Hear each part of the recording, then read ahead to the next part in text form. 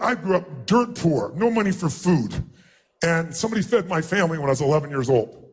And they came to the door literally on Thanksgiving and knock on the door, and here is this tall guy standing there with bags of food in a pan on the floor on the ground with an uncooked turkey. And I'll never forget, he said, "Is your father home?" And I said, "Just one moment." And I ran to get my dad thinking he'd be so excited. And unfortunately, he was not. He was annoyed even though we didn't have any food. And the man said, "Sir, this is a gift from you. If someone knows you're having a tough time, they want you to have a beautiful Thanksgiving." And my father said, "We don't take charity." And he went to slam the door in the man's face, and the man kind of had his foot here and it bounced off his foot. And he's holding the bag still. And he said, "Sir," he said, "this is not a handout. Everyone has tough times. This is a gift. The person's doing it anonymously. They just want you to have a great Thanksgiving." And my dad said, "We don't take charity." He started to slam the door again. This time he put his shoulder into it and it hit and bounced off of him. And then he said something to my father. I thought my father was going to punch him. He said to my father, "Don't let your family," and he points straight at me, "don't let them suffer because of your ego." Oh, I thought there was going to be a fight. My dad gave him a scowl, took the groceries, threw them on the table, slammed the door, never said thank you. And that day impacted me. It's why I'm here right now. Because that day, I had to figure out a question in my mind, which is, how could my father be so angry about someone helping? And how come I was so happy? And the reason is, right now as you're listening to me, in every moment of your life, you're making 3 decisions. You might want to jot them down and see if it's true, right now. The first decision you're making is, what are you going to focus on? Because whatever we focus on, we feel. And most of us let the world control our focus. You know, people say we're in the information age. We're not in the information age. The information age died a long time ago. We're drowning in information. We're starving for wisdom, aren't we? And so the bottom line is, you look around and I see my father, and what did he focus on? He focused on the fact that he had not provided food for his family. How would that make you feel if you knew you had failed at that level? You can get, he was beating himself up. I focused on the fact there was food. What a concept. I was so excited. He focused on he had not provided it. The second question we ask every moment of our life is, what does this mean? Is this the end or the beginning? Is this person dissing you? Is this person attacking you? Is this person challenging you? Is this person loving you? Is this person coaching you? Whichever meaning you make is going to determine your emotion. Am I here to pump you up and motivate you? Am I here to serve you? Am I here to offer you some pieces you can make some decisions from that could be life-changing if you want them to? You get to decide. But whatever you decide is going to be your experience today and every day of your life. And most of us don't make these decisions consciously. We've got a conditioned response based on our past. So for most of us, the future is pretty much going to be like our past. We might make more money, we might do better in business, but we run into the same problems over and over again. How many can relate in some way inside here? Raise your hand if you can. Say I. My dad said the question, what does this mean? I know what it meant to him because he said it out loud over and over again to all of us. I knew he focused didn't have the food, but he didn't provide it because he said, I failed my family. I am a failure. There's no food for my family. There couldn't be a bigger failure. And the bottom line is, out of that experience, he made the third decision, what I want to do. And what he decided to do was leave our family shortly thereafter, which at the time was the most painful experience I thought of my life. But it turned out, your worst experience of life can become your best if you decide to use it. And for me, I said, my God, there's food. But the big thing that changed my life was the meaning. And the meaning was strangers care. That's the meaning I pulled out of it. My father always said, no one gives a damn about anybody else. And I had plenty of evidence in the way we lived our life and the people around us. There wasn't anybody coming to help before that, ever. And we were always in a challenged place. When I started believing strangers care, it changed my whole life. One belief can change your life. Today, you can make one decision in the next little time we're together and literally change your life without hyperbole, without BS, without exaggeration, not positive thinking, because our beliefs create and our beliefs destroy our life. And we have to become conscious as which ones are empowering us, so we use them more, which ones are pulling. And most of us are going so fast, responding to our world, that we don't actually stop and really check in and feel what's really going on. So my third one is, what am I going to do? I decided someday I'm going to give back. I'm going to do this for other people because this changed my life. And so I have. I started when I was 17. I decided to feed 2 families. And I didn't have any money, but I was like committed. I went to the grocery store and I got 2 baskets and I thought I'm gonna feed 2 families for like 3 days. I'm gonna make this incredible Thanksgiving for them. I know what it meant to me. It's gonna mean that to them.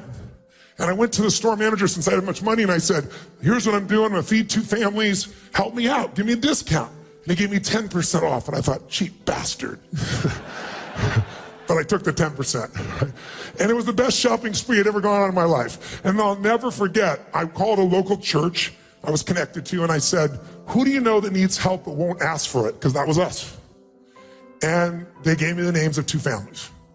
And I'll never forget, I went to the first family and it shaped everything in my life. Because I borrowed an old van from a friend of mine. I didn't know how to drive a stick shift, so that was a very interesting drive. And I went and took the groceries, and I pulled up to the first house, and I wrote a note, and I'd done it before I got there, and I said, this is just a gift from a friend. Have a beautiful Thanksgiving, and just know that you're deeply loved. Everyone has tough times, and if you can, someday do well enough to do this for one other family and pay it forward. I put love a friend. I didn't say who I was. And they had someone else write it in Spanish in the back, just in case they didn't speak English, which was really helpful, because when I got there, they didn't speak English. And this woman about this tall opens the door, and she sees me holding these 2 things. I wore t-shirts and jeans, because I wasn't going to be the giver, because I remember that insulted my dad. So I just made sure that it was just like, I'm the delivery boy. And this woman screamed, and she grabbed my neck, and she pulled me down and started kissing the side of my face. And I was like, no, no, delivery man, delivery man. She goes, no, no, no, no. And I couldn't understand. And then she finally says, gift God, gift God. Gift from God. And so I started getting a little teared. I was like, no, delivery guy. And so I kind of motioned where I put these groceries, and I'll never forget, she motioned me in, and as she did, she had 4 children, and one hit one leg, one hit the other. They were starving for love and attention, and they were really starving for food too. And when they saw this, they were so excited, and it just lifted my soul. And so much so that then they followed me back out to get to the truck, to the van, and I got some more bags. When they saw the pumpkin pie, it was over. And the moment that is seared into my memory of my life, that changed my life, was seeing at the end, I didn't want to leave, but I had to. I go deliver the food, and then one little boy just would not let go of my leg, looking up to me, and it was just one of those surreal moments in your life, because I was that boy one day, not that long ago. And so I walked in there, and I tried to give him a hug and finally tried to excuse myself. And I don't speak any Spanish. I felt embarrassed. I should have. But I turned to the woman, and she's crying like this, and smiling and crying, quite a mixture of emotion. And I'm feeling myself trying not to cry. And then, all of a sudden I try to say, Happy Thanksgiving. And I didn't know, so I said, Feliz Navidad. I knew those 2 words, right? And I got in the van, I'll never forget, I put the thing in reverse, backed up, I looked up in the rearview mirror, and I saw her face with the 4 kids there, and I left out one little detail that I found out. Her husband had left her a week before with kids with no money and no food. I had no clue. You want to talk about guidance, God, fate, whatever you want to call it, but it was there. Grace is what I would call it. And I remember I just started bawling uncontrollably. And I thought, why am I crying? It's such a beautiful moment. And I realized in that moment, the worst day of my life was the best day of my life. Because would I have ever been there if my father had been the man I wanted him to be in my life?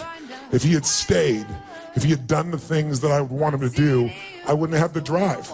And so I fed 2 families that time, that Thanksgiving. And then I went from there to 4, and then to 8. And then I got a little small company I started, and they all got involved. And then I got to 100,000 people. And then I got to 1 million, then 2 million. And about 12 years ago, I fed 2 million people through my foundation, and then I matched it. And I've been matching every year since then, 4 million people a year to be fed, to give you an idea.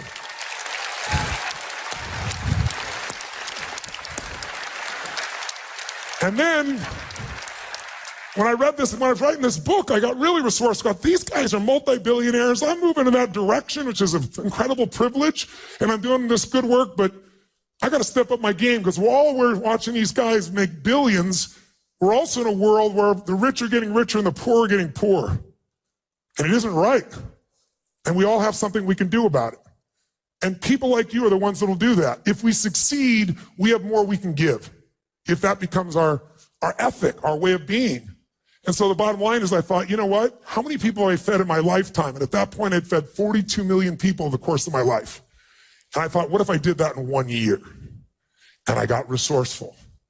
And I found out how to do 50 million people. And then I got more inspired and I fed 100 million people last year.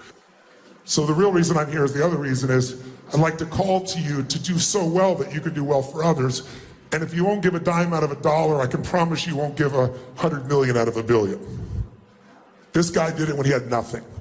I've done it when I had nothing. That's why I'm doing it now. I'm doing well. That's really wonderful. And I was here in San Francisco and I just happened to see somebody here. I was reading the newspaper and I was here earlier this year. I was doing some business and I saw that a group of nuns, a group of sisters from Notre Dame were getting kicked out. They're feeding the homeless and they're about to become homeless. In one of the richest communities in the world here, San Francisco, with a tech community, and I couldn't believe that no one was doing anything. So I went and met these sisters and said, let me negotiate with your landlord. I don't think he wants to be hated by all humans. And I met Kevin Fagan over here from San Francisco Chronicle, and I asked him, how do I get these nuns? He introduced me to them, and I sat down with him, and I went and negotiated with this man. Everything's negotiable. And there was great leverage. Do you want to die? You want everybody to hate you? And so I worked it out. So my intention was work it out, give him $50,000 so he wouldn't raise their rent, keep him in, and then I promised them I'd get him out within the year and help them find a new place. But I got so inspired, the nuns started looking for a place, and I was going to help them lease it. But they started looking to buy a place. It's like, how are you going to buy a place? You have no money. They said, we are praying to God that someone will show up and buy it for us. I'm thinking, shit. So I bought them a place. They have their own place. So I thought, shit, I don't even live in San Francisco. What am I doing it here? But if you're resourceful, you do what's right wherever you are. And then we got them a place, and then the people were fighting us on the soup kitchen. And then so I needed a new place for them to be. So Mark's never acknowledged it, but I have to acknowledge. I called my buddy. I said, Mark, I bought the soup kitchen. How about you buy him a condominium? And Mark did. He bought the place that they all live. Have a hand for Mark Benioff over here. Pretty amazing here, right? So before we go any further, if you find real value by the time I'm done here, and I believe you will, significant value since you came here and paid something, I'm sure, I'd like to invite you to match me in helping either these local sisters or Feeding America. And I will match whatever you give, $10, $10,000, up to $5 million, I'll personally match. This room is filled with some players. If you're at that level, I'll do it. If you want to get resourceful and give in $10, or resourceful and give 10,000, or resourceful and give 5 million, I'll match you. Or if you just want to help these nuns out, I want to point it out. I bring this up really simply because whether it's becoming president of the United States, or feeding your family, or feeding the world, or changing your business, it comes down to resourcefulness.